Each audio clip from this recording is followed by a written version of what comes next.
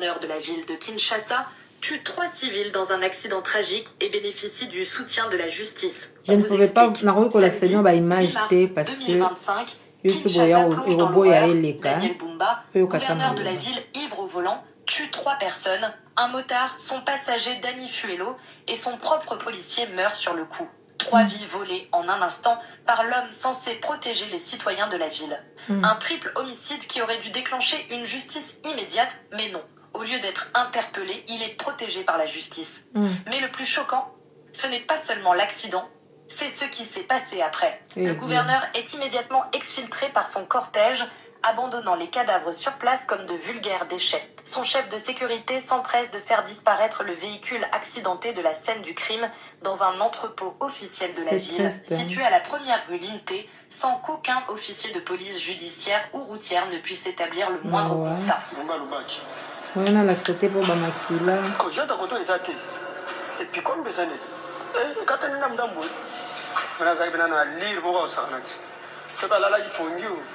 Mais le monsieur en question a outi na bande ya retour. Comme azokoma tellement des alaki déjà fever et puis des alaki va erta. Azalaki pe na vitesse à makasi. Moya kanga frère des alaki te. Ne a tamponner de bonangai alongwe na bande azalaki azoki na bande de retour ko ya bande pour ça ni pona côté. Puis hier côté bazwaki a bet so 7 sheets a tekuna se pe na ngambo. Sikana totali va contenir pour ezaki na kati wana on a trouvé il y avait de l'alcool ou ba champagne d'exo na kati na ba champagne d'exo na ba speed ba boisson na biso énergie. La victime Dani Fuelo, âgé de 28 ans, était paisiblement sur sa moto, rentrant chez lui avant que le véhicule du gouverneur Bumba, qui laissera à sa bande pour les renverser, son réserve pour mettre fin à sa vie. Les pauvres Dani Fuelo quittent la terre des vivants pendant que les siens avaient encore fort besoin de lui. Mais l'histoire ne s'arrête pas là. Une deuxième mission est organisée. Cette fois, c'est Hugues Louawa, proche collaborateur du gouverneur, qui vient extirper de l'entrepôt le véhicule gravement accidenté pour une destination inconnue, afin de dissimuler des preuves dans une affaire de mort comme les images l'attestent. Ni le parquet ni un magistrat n'ont été consultés, bafouant ainsi de manière flagrante les dispositions du code pénal congolais. Cette dissimulation délibérée de preuves n'est qu'une démonstration supplémentaire de l'état moribond de la justice en RDC. Au matin, le scénario devient encore plus sordide. L'ex-colonel Mimi Mundela, conseillère en sécurité du gouverneur, se rend personnellement chez les familles des victimes. Pas pour compatir, mais pour acheter leur silence et leur collaboration à coups de billets de banque. C'est ainsi qu'opère le pouvoir en RDC. Ici, le regard de désespoir et d'injustice des Kinois est tourné vers l'UDPS et Félix Tshisekedi, président de la République, qui, avant leur accession au pouvoir, avait longtemps milité pour un état de droit où tous les Congolais seraient égaux devant la justice. Pourtant, ce principe semble aujourd'hui trahi, car les intouchables continuent de bénéficier d'une impunité, tandis que la rigueur de la justice ne s'exerce qu'à l'encontre des faibles et des plus démunis. L'attention se porte également sur Maman Marthe Kassalu, mère du président, dont le gouverneur Daniel Bumba serait l'un de ses protégés. Seront-ils du mauvais côté de l'histoire en privilégiant un fils maison plutôt que l'intérêt général du Congolais lambda? Le peuple congolais, lui, observe. Affaire à suivre. Daniel Bumba, le gouverneur de la ville de... Eza mawa, parce que boye, à meso ezaka boye, c'est qu'il n'y a pas les droits. Droits eza na mboka wana loi ezate plutôt. Loi ezate.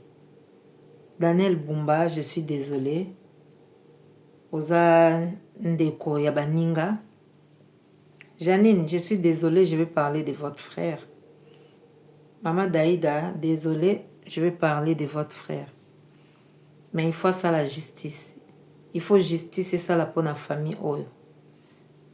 Justice était les maïs quand ce n'est pas parce qu'il est gouverneur, ce n'est pas parce qu'il est le fils de Bumba, ce n'est pas parce qu'il est connu au Congo, ce n'est pas parce qu'il a sa famille à Bato Bayebani, mais il faut passer par justice. L'argent, mbongo bino osalaka mbongo et puis ça ça souffle de vie à mon touté. Mbongo ekozonga ça souffle de vie na sens que so mutana na l'agonie, bazo senga bakisi, bazo somba, mbongo ezo bima bakisi, bazo traiter mutako bika. De importance à mbongo eza wana. Mais ceux qui muta sa kufi. ata bopesi mbongo ekolamusa moto wana na cercueil te, ekotelemisa moto wana na kunda te. Po soki ezalaki bongo nde bakonzi ya mboka na biso bakufaka te. Soki ezalaki bongo baboti misusu oyo bana baa na misolo nde bakokufa te. Soki ezalaki bongo Mobutu akokufa te, papa na biso pe bamoleka bakokufaka te, nde baniwa Mobutu nde bakufi te, nde bato nyonso ya mbongo toyebi bapapa général Kundo, bapapa général Vumbo nde bakufa te. L'argent ne peut pas remplacer la vie ya moto. Alors arrêtez un peu des choses comme ça. Bossa la justice malamu. Ceux qui ont la priorité que bato na bino baza prioritaire, ba o bakomona o bakoyiko kendeka bakoluna, c'est que bo libérer bakoluna, bakanga nde bino bakoluna ya cravate. So bomi moto.